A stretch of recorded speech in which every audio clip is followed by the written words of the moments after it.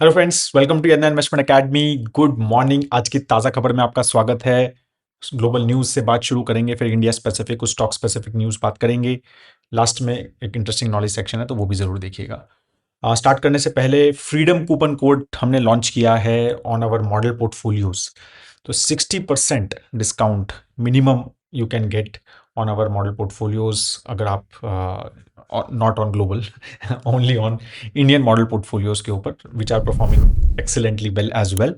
तो अभी तक अगर आपने हमारे मॉडल पोर्टफोलियोज नहीं देखे हैं तो जरूर इन्वेस्टरडॉट इन पे देखिए और इस कूपन कोड का बेनिफिट उठाए। इंडिविजुअल पोर्टफोलियोज पे भी जो है, अगर आपको सिर्फ एक ही पोर्टफोलियो देखना है उस पर भी ये डिस्काउंट कूपन जो है वैलिड है। तो ज़रूर चेक कीजिए एक बार हमारी वेबसाइट इन्वेस्टरडॉट इन। और आई एम श्योर दिल्ली का सेशन सबने बुक कर लिया है। और जो भी आप सुन रहे हैं एनसीआर से, क्योंकि ऑलमोस्ट फुल है, कुछ सीटें बची हैं अभी भी, अगर आप सोच रहे हैं तो प्लीज़ बुक कर दीजिए। एंड देन कमेंट सेक्शन में डाल दूंगा मैं लिंक दिल्ली का। Mostly it will be around arrow city, arrow मतलब इंडियन दिल्ली एयरपोर्ट के आसपास ही सेशन का प्लान है। 99% ऑलमोस्ट लोकेशन फाइनलाइज्ड है। एक बार फाइनल कर देंगे तो जिन्होंने भी रजिस्टर किया सबको बता देंगे, but it is around airport, so that काफ़ी सारे लोग पूछ रहे हैं जो दूर रहते हैं थोड़ा कि कहाँ है। बट संडे है, आई एम अज्यूमिंग थोड़ी बहुत ट्रैफिक नहीं होगा तो आ सकते हैं। ठीक है, स्टार्ट करते हैं ग्लोबल न्यूज़ से। सो यूएस मार्केट थोड़ी पॉजिटिव रही। दो रीजंस रहे। एक तो कुछ अच्छे रिजल्ट्स आए एआई रिलेटेड, कोर वीव करके, सुपर माइक्रो कंप्यूटिंग वगैरह के, मतलब जो ओवरऑल एआई ड्रिवन जो कंपनीज हैं उनके रिजल्ट अच्छे आ रहे हैं। ठीक है, तो वो एक फैक्टर रहा कि जो एआई स्टॉक्स कल थोड़ा अच्छा किया। सेकंड जो था, इन्फ्लेशन नंबर आया यूएस का भी, इंडिया का भी। इंडिया की भी बात करेंगे, पहले ग्लोबल की बात करते हैं। तो यूएस का इन्फ्लेशन नंबर आया, वो 3.4% बढ़ा ईयर ऑन ईयर। जून में 3.5 बढ़ा था, अभी 3.4 बढ़ा है, राइट, इन जुलाई। तो इट्स अ गुड थिंग, मतलब एक्सपेक्टेड भी था। जुलाई में थोड़ा देखो क्रूड ऑयल प्राइसेस गिरे भी थे, तो थोड़ा सा कम एक्सपेक्टेशन भी ये 3.4 का ही था, 3.4 ही आया। बट उनका जो टारगेट है वो 2 है। जस्ट मतलब ये बता रहा हूँ कि 2% है टारगेट, तो अपन मतलब ओवरऑल काफी ज्यादा है। यूएस इकोनॉमी के हिसाब से इन्फ्लेशन ज्यादा है, राइट। लेकिन मार्केट क्या था, एक्सपेक्ट कर ही रहा था कि 3 3 3.5 तो आएगा। 3.4 ही एक्सपेक्ट कर रहा था टू बी प्रिसाइज, तो वही 3.4 आ गया। तो मार्केट को ठीक लगा, भाई ठीक है, हमने जो एक्सपेक्ट किया वही आया। तो इसलिए खुश था मार्केट कल, तो मार्केट थोड़ा पॉजिटिव रहा उस वजह से। तो ये दो बेसिकली रिजल्ट्स अच्छे आ रहे हैं और इन्फ्लेशन नंबर भी ठीक ठाक आया, राइट। तो वही चीजें हैं। तो मतलब लोगों को एक्सपेक्टेड है कि भाई अब ये चीजें थोड़ी सी होपफुली सीज फायर होगी, बट पता नहीं क्या होगा उसमें, तो वो तो डिस्कस करेंगे थोड़ा। But that is what it is. बाकी ब्रेंट जो है ऑलमोस्ट 90 के नीचे ही चल रहा है। जब मैंने लास्ट देखा था, वीडियो बनाया था, मतलब वीडियो बना रहा हूँ, तो 88.6 है। तो है, मतलब वहां पे एस्केलेशन बता रहा है वो, देखने की जरूरत नहीं है कि ईरान यूएस वॉर जो है वो है, मतलब वहां पर हॉटनेस है, वहां पर कॉम्प्लिकेशंस चल रही हैं। ये हमें ब्रेंड क्रूड के नंबर से ही आपको समझ आ जाना चाहिए, राइट। तो ये सारी चीजें यहाँ पर चल रही है। मतलब इंटरेस्ट रेट बढ़ने के चांसेस काफी कम हो गए हैं। देखो, तो जॉब मार्केट डेटा आया था लास्ट वीक, वो बहुत अच्छा नहीं आया था। जॉब नए क्रिएट नहीं हुए, तो मतलब इकोनॉमी थोड़ी सी स्लो हो रही है, इससे पता चल रहा है।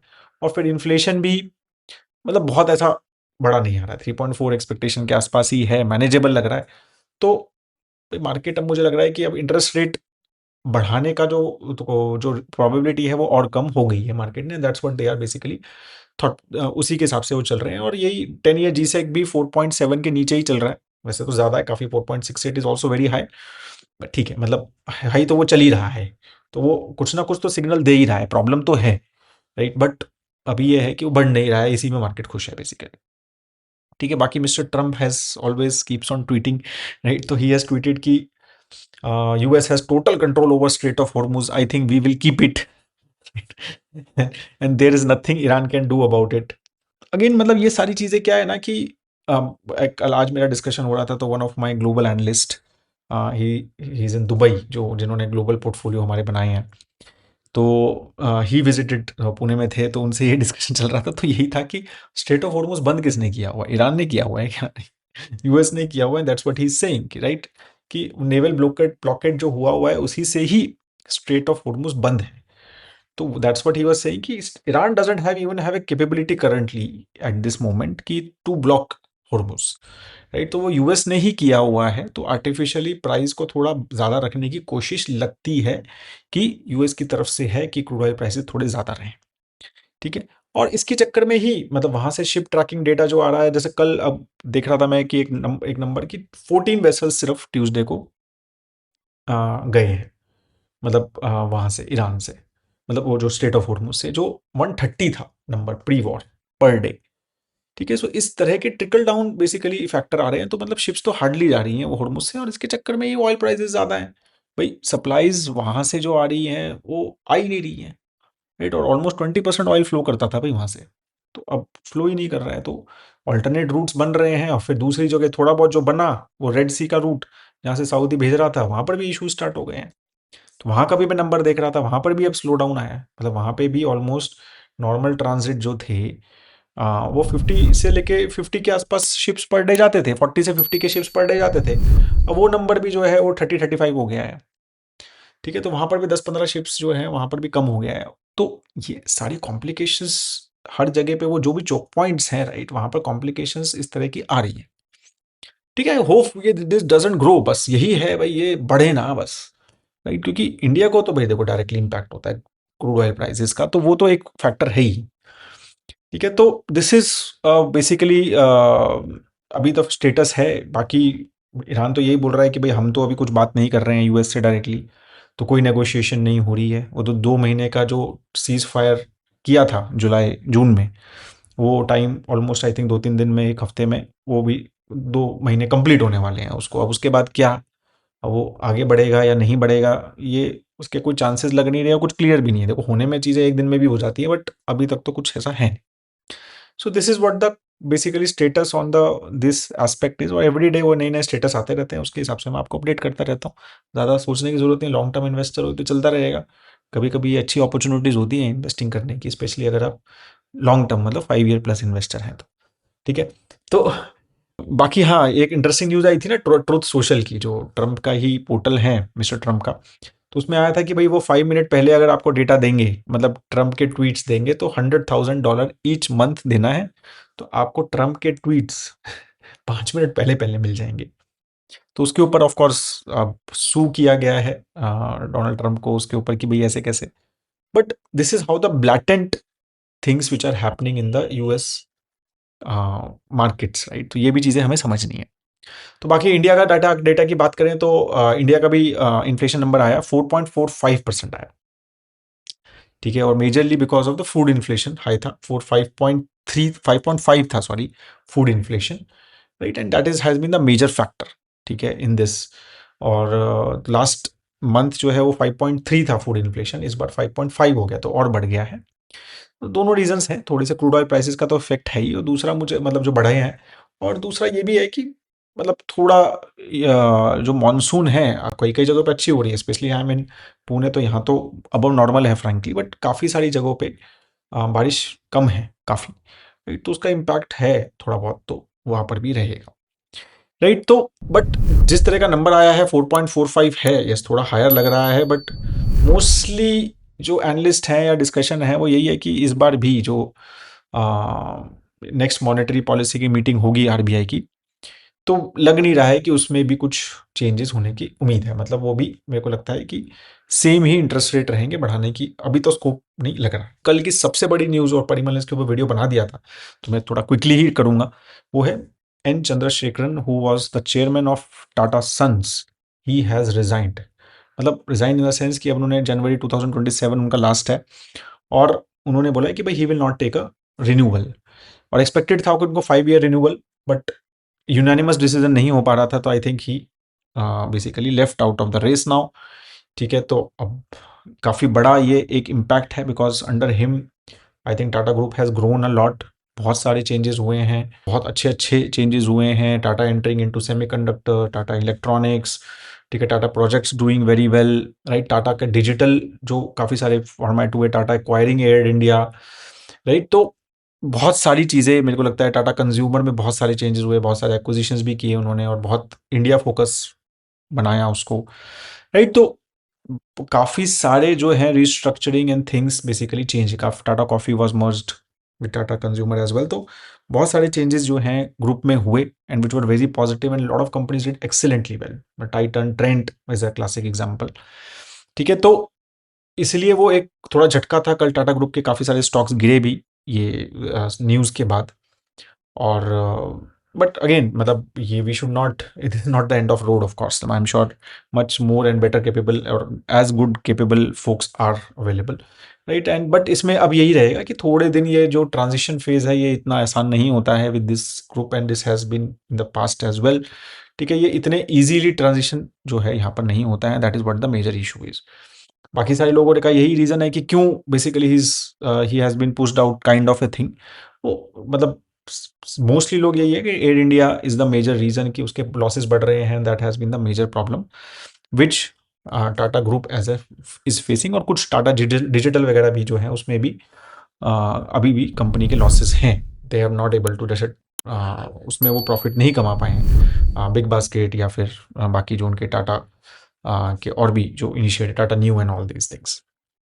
ठीक है, सो वो एक काफ़ी बड़ा जो है न्यूज़ था कल from Tata group perspective. And most of the portfolio हमारे भी पोर्टफोलियोज में है, I am sure there hardly any portfolios in India, right, जिसमें टाटा की कोई ना कोई कंपनी ना। तो वो अब ये चीज़ें थोड़ी सी हमें भी थोड़ा सा इसके ऊपर ज़्यादा फोकस करना पड़ेगा, and we will also have a more better review understanding of things कि how it impacts negatively positively. But अभी तो मुझे लगता है कि एकदम से तो कुछ ऐसा इमीडिएट तो कुछ नहीं होते हैं इन सब चीज़ों में, we will have to keep on reviewing things more closely. Embassy REIT, तो ये मैंने न्यूज़ पहले भी आपको बताया था शायद, अगर आप रेगुलरली सुनते हैं, कि REITs can now enter into indices, equity indices, right. REIT को इक्विटी का दर्जा जो है वो सेबी ने दे दिया है। मतलब म्यूचुअल फंड्स भी अगर आरईआईटी बाय करते हैं तो उसको इक्विटी माना जाएगा, और वो इस तरह से इक्विटी इंडिसेस में भी आ सकते हैं। तो एम्बेसी आरईआईटी आ गया है, मतलब आ जाएगा 30 सितंबर को, निफ्टी 500 में, निफ्टी मिड कैप 150 में, दोनों में। ठीक है, तो मिड कैप में आ रहा है और निफ्टी 500 में आरईआईटी, एम्बेसी आरईआईटी आ रहा है। तो REITs will now you will see REIT is also in your indexes. तो आप अगर इंडेक्स इन्वेस्टिंग करते हैं या फिर एज अ बेंचमार्क ऑल्सो, तो REITs will be there as well. ठीक है, बाकी स्टॉक स्पेसिफिक न्यूज़ की अगर हम बात करें तो बड़ा न्यूज़ जो था वो जियो का था। तो जियो फाइनेंस की जो सब्सिडरी है जियो क्रेडिट, उसमें बैंक ऑफ अमेरिका ने 49.9% का स्टेक लिया फॉर $1.9 बिलियन, राइट। अभी उनका एसेट अंडर मैनेजमेंट जो है वो 30,000 करोड़ के आसपास है, राइट। अगर 30 जून की बात करें, 2 साल हुए हैं उनको ऑपरेशन स्टार्ट किए हुए, राइट। तो अब ये जो पैसा है वो जियो क्रेडिट और long term capital to support loan growth के लिए ही मेजरली यूज करेगा, राइट। और बैंक ऑफ अमेरिका ने बोला है कि भाई हम सेपरेटली कभी भी रिटेल लेंडिंग में नहीं जाएंगे। So that's what the thought process is. तो they are basically entering into India in retail lending through Jio Credit, that's what the expectation is. तो काफ़ी बड़ी डील है, राइट। और जियो फाइनेंस के लिए मेरे को लगता है काफ़ी इंपॉर्टेंट फैक्टर है, राइट। तो this is a news which is on the that. बाकी एयरटेल भी अपने आरपू इंक्रीज करने के लिए कुछ ना कुछ कर ही रहा है। अभी इस क्वार्टर में 5.6% के आरपू एवरेज रेवेन्यू पर यूज़र इंक्रीज हुआ था, और अब उन्होंने और स्टेप लिए हैं। वो क्या स्टेप लिए हैं कि उन्होंने 4 अपने प्रीपेड प्लान्स बंद कर दिए हैं, 299, 579, 619 और 649 के प्लान्स बंद कर दिए हैं। ठीक है, और 299 का प्लान को 349 का प्लान बना दिया है। ठीक है, तो बेसिकली उन्होंने कुछ कुछ सस्ते प्लान्स, एक दो हैं अभी भी, बट 3-4 सस्ते प्लान्स बंद कर दिए हैं, और तो उसमें भी उनका आरपू जो है बढ़ने की उम्मीद है। तो ये चीज़ें अभी आई एम श्योर दूसरी ये जियो भी करेगा, एक्सपेक्टेड यही है। ठीक है, बाकी एनडीआर इनविट जो है, जो कि एक प्राइवेट इनविट है करंटली, तो they are filing for a normal public IPO as well. तो पब्लिक इनविट बन जाएंगे वो, अभी प्राइवेटली लिस्टेड है। और तो 750 करोड़ का आईपीओ आ रहा है, उसमें से फ्रेश इशू 450 करोड़ और 300 करोड़। तो अभी देख रहे हो ना आप, मोर एंड मोर इनविट एंड आरईआईटीज जो है, और ये चीज़ें चलती रहेंगी ये सिलसिला। देखो अभी आरईआईटी का तो एक इंडेक्स भी एडलवाइस ने लॉन्च किया है, ठीक है। तो इंडेक्स भी किया, मतलब फंड भी किया है लॉन्च। एंड ये चीज़ें अब मोर एंड मोर इंडिया में आपको समझना है कि ये मोर एंड मोर होगा, InvITs and REITs more and more, and we will have a good options to think about it.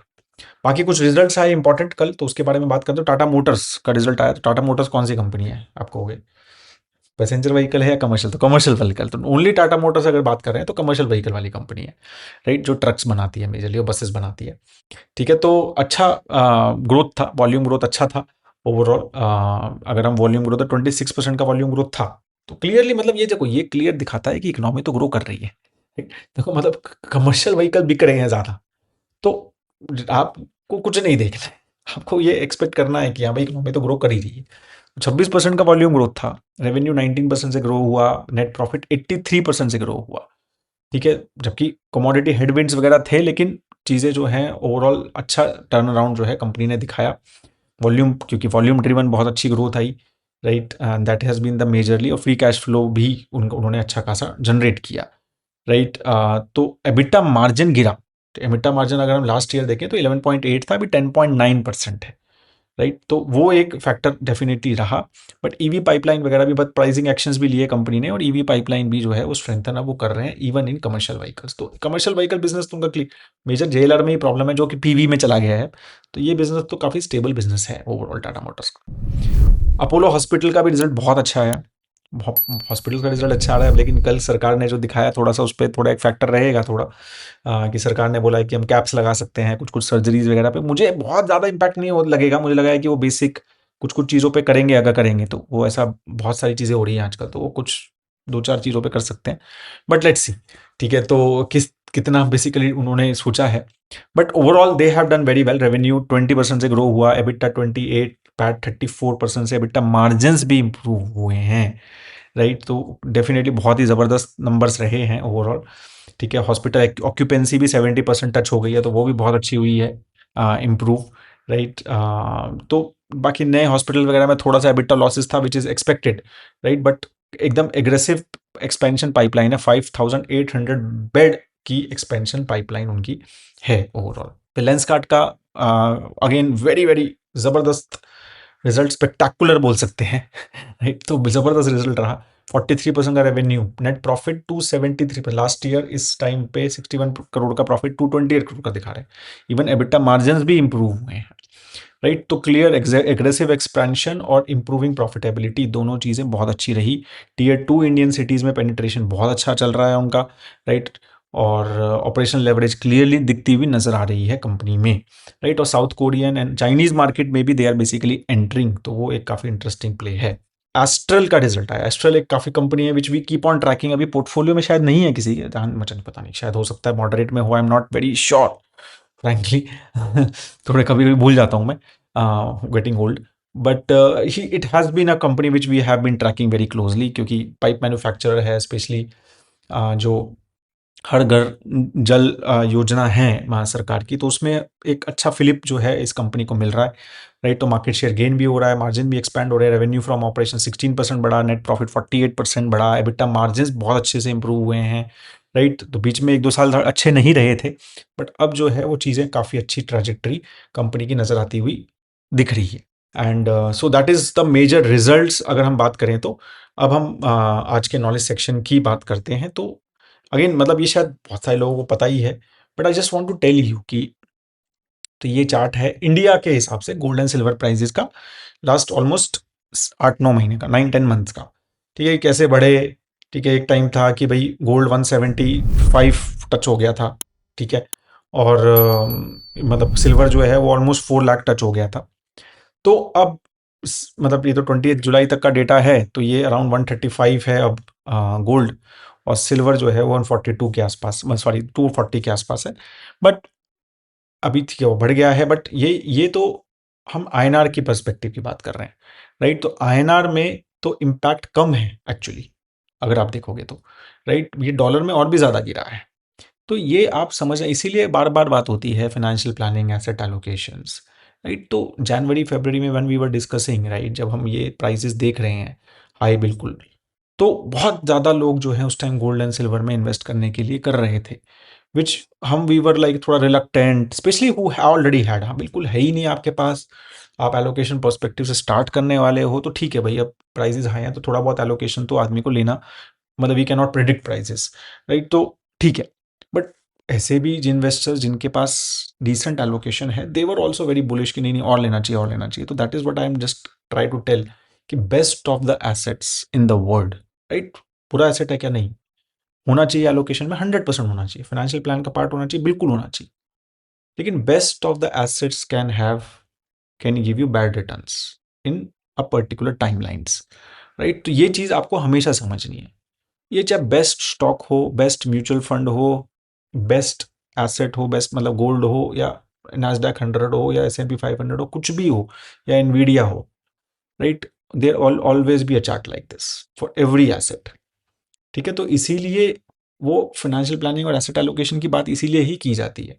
आपके ईसॉप्स हो चाहे, उनका भी चार्ट है ऐसा एक्सपेक्ट। आप चाहे बेस्ट कंपनी, आप चाहे क्या कहते हैं माइक्रॉन में हो, ठीक है, या वो सैनडिस्क में हो ठीक है, तो माय पॉइंट इज कि ऑलवेज रिमेंबर कि ये चार्ट किसी भी एसेट का हो सकता है।